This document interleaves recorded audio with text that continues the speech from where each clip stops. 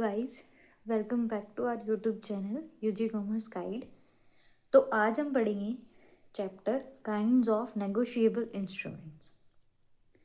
Negotiable instruments कौन से होते हैं? वो लिखित दस्तावेज यानी कि डॉक्यूमेंट होते हैं जिसके द्वारा एक व्यक्ति दूसरे व्यक्ति को एक निश्चित राशि यानी कि एक फिक्स्ड अमाउंट का भुगतान करने का वादा यानी कि प्रॉमिस या ऑर्डर करता है और जिसे एक व्यक्ति से दूसरे व्यक्ति तक आसानी से ट्रांसफ़र किया जा सकता है।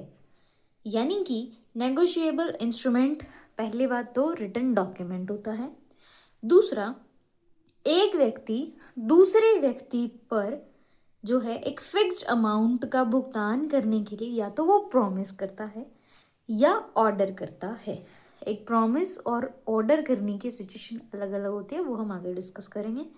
और जो इजीली ट्रांसफरेबल होता है यानी कि आप एक व्यक्ति से दूसरे व्यक्ति को ट्रांसफ़र भी कर सकते हो।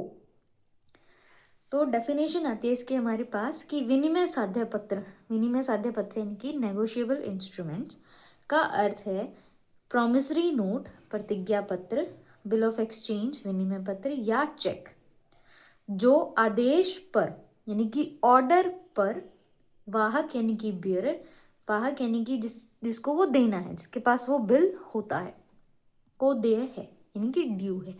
यानी कि एक फिक्स्ड डेट को उस व्यक्ति को जो है आपको पेमेंट करनी होती है। Promissory note, bill of exchange, cheque जो आदेश पर, ये तीनों आते हैं नेगोशिएबल इंस्ट्रूमेंट्स में, जो आदेश पर बियरर को ड्यू होते हैं यानी कि जिसके पास वो चेक या प्रोमिसरी नोट या बिल ऑफ एक्सचेंज होता है, यानी कि जो पेई होता है, जिसको वो पैसे मिलने होते हैं, उसको जो है वो ड्यू होता है, यानी कि उस दिन आपको उसको पेमेंट करनी होती है। तो ये होते हैं नेगोशिएबल इंस्ट्रूमेंट। अब नेगोशिएबल इंस्ट्रूमेंट्स में हम 3 टाइप्स पढ़ते हैं। पहला प्रॉमिसरी नोट, दूसरा बिल ऑफ एक्सचेंज, तीसरा जो है वो है चेक। तो पहला हमारे पास आता है प्रॉमिसरी नोट यानी कि प्रतिज्ञा पत्र। प्रॉमिसरी नोट में हम क्या करते हैं? प्रतिज्ञा देते हैं। यानी कि प्रतिज्ञा पत्र एक लिखित पत्र होता है, ऑब्वियसली रिटन डॉक्यूमेंट होता है, रिटन पेपर होता है, जिसमें एक व्यक्ति दूसरे व्यक्ति को एक निश्चित रकम यानी कि फिक्स्ड अमाउंट देने का वादा यानी कि वचन करता है, या तो मांग करने पर यानी कि जब आप डिमांड करोगे तब वो पेमेंट करेगा, या ड्यू होने पर यानी कि एक फिक्स डेट लिखी हुई है और उसमें जो ड्यू होगा वो पेमेंट करेगा। देय होने पर यानी कि एक रिटन डॉक्यूमेंट होता है जिसमें एक व्यक्ति दूसरे व्यक्ति को एक निश्चित रकम फिक्स्ड अमाउंट होती है देने का वादा करता है, यानी कि प्रॉमिसरी नोट यानी कि प्रॉमिस करता है। प्रॉमिस कौन करता है? ऑब्वियसली बायर करता है। बायर, इसमें सेलर और बायर 2 पार्टीज होती हैं। अब ऑब्वियसली जब माल उधार में दिया जाता है तब ये promissory note, bill of exchange, cheque ये सब लिखे जाते हैं। प्रॉमिसरी नोट में जो है वो बायर बनाता है सेलर के लिए, यानी कि जिसमें बायर ये प्रॉमिस करता है कि मैं इस फिक्स्ड डेट को ये फिक्स्ड अमाउंट आपको पे कर दूंगा, वो होता है प्रॉमिसरी नोट। जैसे कि फॉर एग्जांपल मैं राज को 5,000 10 दिसंबर 2025 को देने का वचन देता हूँ, यानी कि प्रॉमिस करता हूँ, साइन हो गए सुरेश के। तो अब इसकी करेक्टरिस्टिक्स आती है हमारे पास, जिसमें पहला है लिखित रूप में होना चाहिए, यानी कि रिटन डॉक्यूमेंट्स होता है, ये रिटन में होना चाहिए, अनकंडीशनल होना चाहिए यानी कि शर्त रहित होना चाहिए, कोई भी शर्त इसमें नहीं होनी चाहिए। प्रॉमिस होता है, रिक्वेस्ट नहीं होती। डेटर के इस पे साइन होने चाहिए, यानी कि साइन होते हैं इसमें डेटर के। फिक्स्ड अमाउंट होती है, भुगतान देश की प्रमाणिक मुद्रा में होता है, यानी कि जो मनी करंट जो मनी हमारे देश में चल रही है, जैसे कि पैसे चल रहे हैं तो उसमें आपको पेमेंट करनी होती है। इसमें 2 पार्टीज होती हैं, मेकर और पे। मेकर कौन होता है? जो बिल लिखता है, और पेई जिसको पैसे मिलते हैं।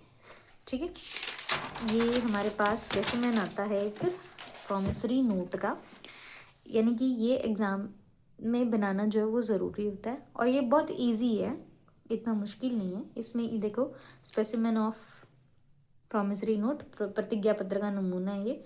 यहाँ अमाउंट लिखी जाती है लेफ्ट साइड में कॉर्नर में, यहाँ शहर का नाम, डेट, फिर आता है मांग करने पर, यानी कि जब वो डिमांड करेगा तब, या आज से 3 महीने के बाद, आज से 3 महीने के बाद, या वो जब डिमांड करेगा तब मैं श्री अशोक कुमार या उनके आदेशित व्यक्ति को 1500 आज से भुगतान तिथि तक 10% वार्षिक दर से ब्याज सहित यानी कि इंटरेस्ट के साथ देने की प्रतिज्ञा करता हूँ, यानी कि प्रॉमिस करता हूँ, जिसका प्रतिफल प्राप्त हो गया है। प्रतिफल क्या होता है? कंसिडरेशन, यानी कि एक दूसरे के, जैसे कि हमारे बीच में एग्रीमेंट बना, ए और बी के बीच में एग्रीमेंट बना, ए गुड्स देगा, बी उसकी पेमेंट करेगा, तो ए के लिए जो पेमेंट है वो क्या होगा? कंसिडरेशन होगा। बी के लिए जो गुड्स हैं वो कंसिडरेशन होंगे, यानी कि जो बदले में हमें मिलता है वो तो कंसिडरेशन, जिसका प्रतिफल प्राप्त हो चुका है, यानी कि मुझे माल प्राप्त हो गया, पेमेंट मैं आपको 3 महीने के बाद या जब आप डिमांड करोगे तब करूँगा। ये हस्ताक्षर होते हैं, ये स्टैम्प, मुद्रांक यानी कि स्टैम्प, यहाँ साइन होते हैं जो ये बिल लिख रहा है। मेकर या ड्रॉअर के जो है यहाँ पर साइन होते हैं। तो ये एक स्पेसिमन होता है प्रॉमिसरी नोट का। It's very easy to make, तो आप ये बना सकते हो एग्जाम में। और इसमें parties of promissory note, 2 parties होती हैं। पहला मेकर, ड्रॉअर जो पैसे देने का वचन देता है, यानी कि एक जो ये लिखता है, दूसरा पेई जिसको पैसे मिलने हैं, यानी कि जिसको पैसे मिलेंगे वो पेई होता है। फिर आता है हमारे पास दूसरा बिल ऑफ एक्सचेंज, विनिमय पत्र। अब विनिमय पत्र एक लिखित प्रपत्र होता है, यानी कि जो तीनों चारों होते हैं नेगोशिएबल इंस्ट्रूमेंट, सारे ही रिटन डॉक्यूमेंट होते हैं, रिटन पेपर होते हैं। लिखित प्रपत्र होता है जिसमें एक व्यक्ति यानी कि ड्रॉअर दूसरे व्यक्ति ड्रॉई को आदेश देता है कि वह किसी तीसरे व्यक्ति पेई को एक निश्चित राशि का भुगतान करे, या तो मांग करने पर या किसी निश्चित तिथि पर। यानी कि अब इसमें हमारे पास 3 पार्टीज आ गई हैं। पहली बात तो 3 पार्टीज आ गई, ड्रॉअर, ड्रॉई और पेई। ड्रॉअर जो बिल लिखता है, ड्रॉई, इसमें ड्रॉई कौन होता है? जिसको पैसे देने हैं, पेई जिसको पैसे मिलने हैं। ठीक है, तो अब जो बिल ऑफ एक्सचेंज होता है वो क्या होता है? एक ऑर्डर होता है, एक ऑर्डर की फॉर्म में होता है। यानी कि सपोज ए और बी के बीच में एग्रीमेंट हुआ है, तो जैसे कि एग्जाम्पल दिया हुआ है, सुरेश कृपया राज को 10,000 3 महीने बाद भुगतान करें। अब ये क्या है यहाँ?